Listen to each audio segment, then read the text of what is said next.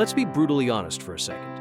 A lot of people today complain that modern football has become a bit boring, predictable. And you know what? Maybe they're right. But that's only because for the last 20 years we have been completely unbelievably spoiled.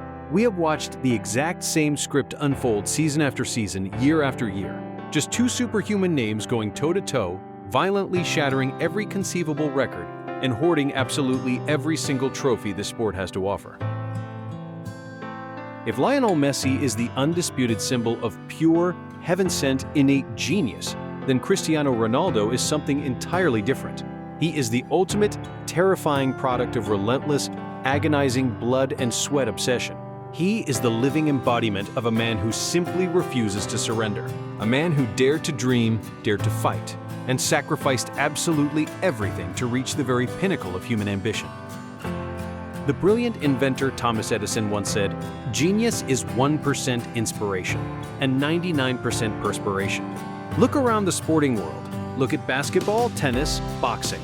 There is no athlete on the face of the earth who embodies that quote quite like Cristiano Ronaldo.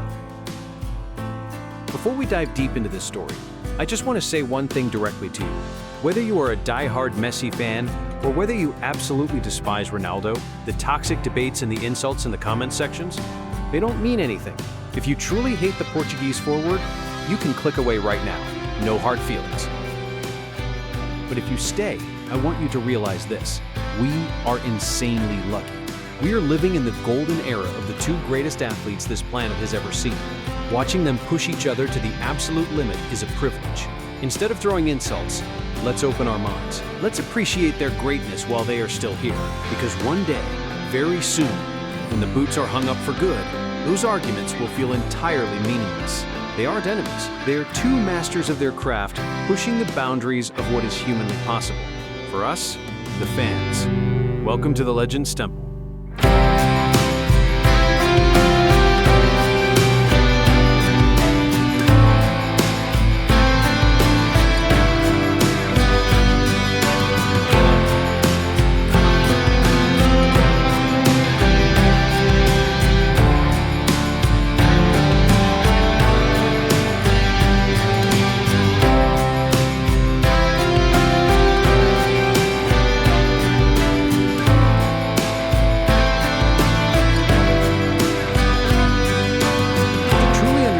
You have to look at the moment he became a king.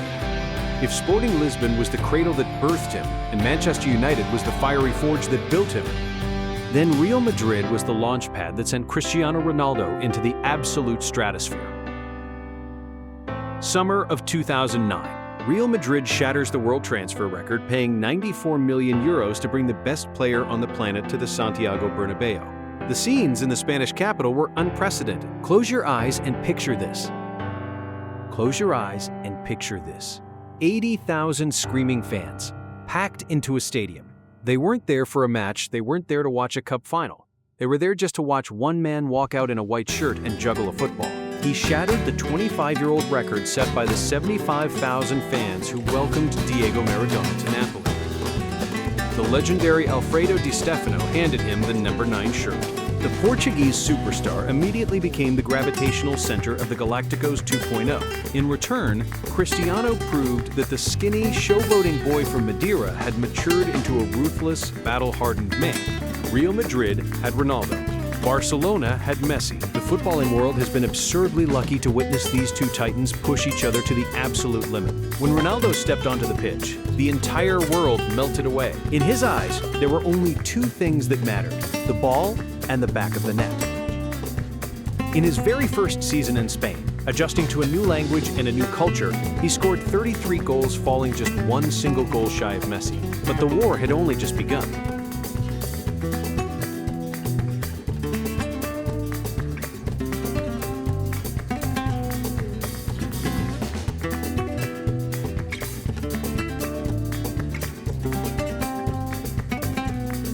Eventually, Cristiano inherited his iconic number 7 shirt from the legendary Raul.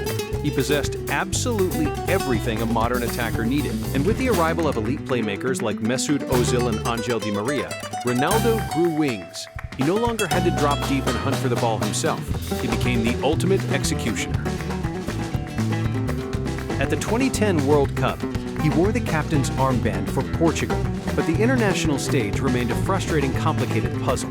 His only goal in South Africa was a quirky strike against North Korea, breaking a miserable 16-month international goal drought, before Portugal was eliminated by eventual champion Spain.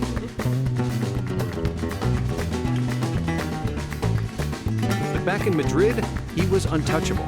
In the 2010-2011 season, he scored 53 goals, including 40 in La Liga, winning the Pichichi and his second European Golden Shoe. He became the first player in history to win the top scorer award in two completely different major leagues. By the 211-201 season, he had mutated into a terrifying goal-scoring cyborg. 60 goals in a single season, 46 in La Liga. He was scoring from open play, from the penalty spot, from thundering free kicks, and finishing moves with deadly one-touch strikes. He led Real Madrid to the La Liga title with a record-breaking 100 points.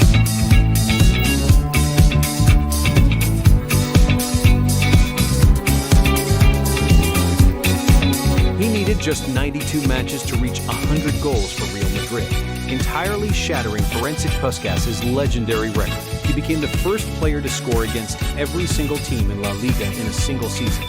He left his flashy showboating past completely behind him. He didn't want the crowd to cheer for a fancy step-over anymore. He wanted them to roar for his goals. He became faster, he became stronger, he became more lethal. In a match against Atletico Madrid, he sprinted 96 meters in just 10 seconds. Usain Bolt, the fastest man in human history, ran 100 meters in 9.58 seconds. Think about that for a second. He was wearing football boots on wet grass, and he was clocking Olympic sprinter times. He could leap 78 centimeters into the air, higher than the average NBA basketball player. These weren't genetic gifts handed down from the heavens. They were the inevitable result of sickening professionalism. It was the result of a psychotic work ethic repeated day after day after day.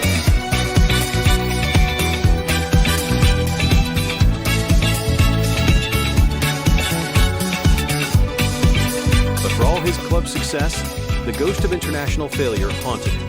At Euro 22, placed in the group of death, Ronaldo dragged Portugal to the semi-finals, only to suffer heartbreak against Spain in penalties.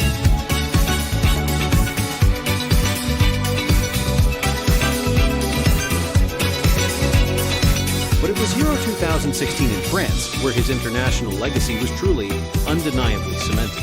He arrived as Portugal's all-time top scorer. He became the first player to score in 4 consecutive European championships. He carried his nation on his back all the way to the final against the heavily favored hosts, France. This was his moment, his redemption for the tears he shed as a 19-year-old boy back in 2004. The tragedy struck early. A heavy, clattering challenge from Dimitri Payet shattered Ronaldo's knee. He collapsed. He tried to play through the agonizing pain. He came back onto the pitch twice, limping, gritting his teeth, desperate to fight for his country. But his body finally gave out. He collapsed onto the grass, a moth landing on his tear-soaked face as he was stretchered off in the biggest match of his entire life. Most players would have gone to the dressing room to ice their knee and feel sorry for themselves. But he refused to quit. He wrapped his knee, limped out to the touchline, and transformed into a manager. He paced the technical area, screaming, pointing, and violently pushing his teammates forward alongside coach Fernando Santos. He willed them to keep fighting. And in the 109th minute, Eder unleashed a thunderbolt. The Stade de France went dead silent, except for the deafening roar of the Portuguese bench.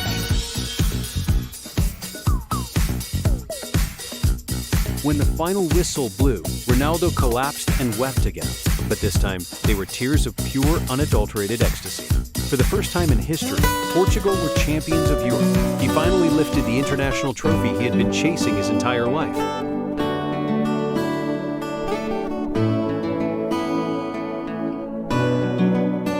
Back at the club level, the records didn't just break, they crumbled to dust. He led Madrid to La Decima, their legendary elusive 10th Champions League title, scoring an absurd 17 goals in a single European campaign. Then came the unimaginable, the three-peat. Under Zinedine Zidane, Real Madrid won the Champions League in 2016, 2017, and 2018. Ronaldo was the architect of this absolute monopoly.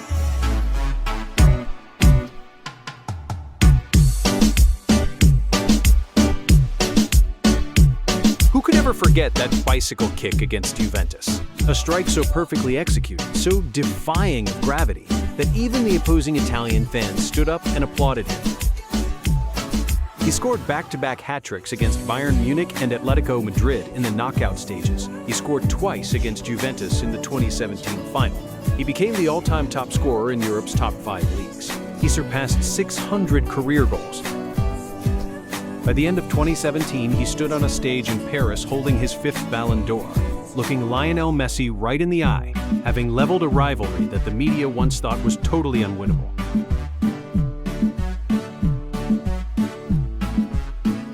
In the summer of 2018, having conquered Spain and won literally everything there was to win, Ronaldo shocked the globe. At 33 years old, an age when most forwards retire or move to lesser leagues, he signed for Juventus for 100 million euros. He went to Italy to conquer a third country, and he did. He won 2 Serie A titles, became the fastest player to score 100 goals for Juventus, and proved that his machine-like body was actively defying Father Time.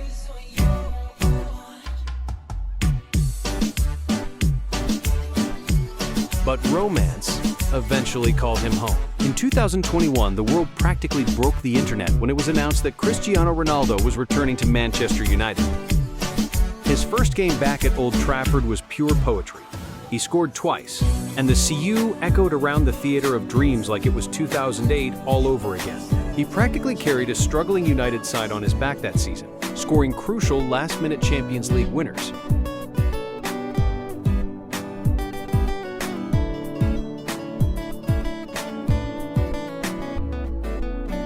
But fairy tales rarely have perfect endings in the real world. As the team struggled and new management arrived, the relationship fractured. Following an explosive, bridge-burning interview, Ronaldo and the club he loved mutually agreed to part ways.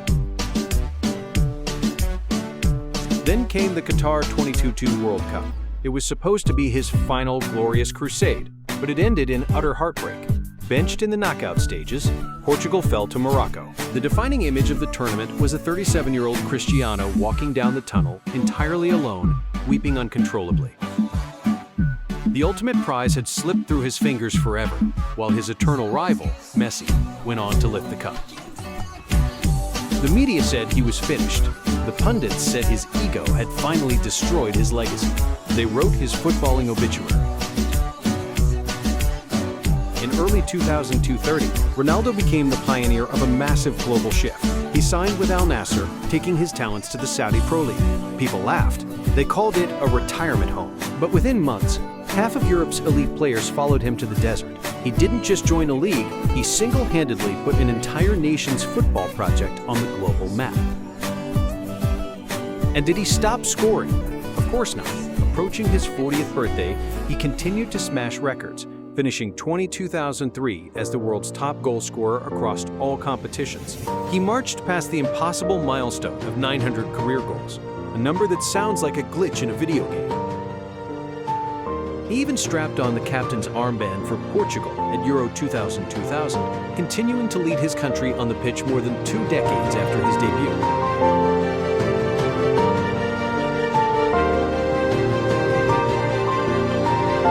Cristiano Ronaldo and Lionel Messi are anomalies in the universe. They bent space, time, and history to their absolute will. It is a genuine tragedy for future generations that they will only get to watch these two through YouTube clips and old documentaries. But like David Beckham before him, Ronaldo's influence has transcended the grass pitch. He is a global empire. His impact on fashion, business, social media, and fitness is terrifyingly massive. He is the most followed human being on the planet. He never wanted to just be a great player. The world is full of great players. Ronaldo wanted to be immortal. His biggest rival was never actually Lionel Messi. His biggest rival was always the man he saw in the mirror. Love him or hate him. Acknowledge him or deny him. That is entirely up to you. But the cold, undeniable truth is this: the rise of Cristiano Ronaldo, from the tearful, bully boy in Madeira, to the raw prospect in Manchester, to the White Knight of Madrid, to the global pioneer of today, is the greatest testament to human willpower and hard work the sporting world has ever seen.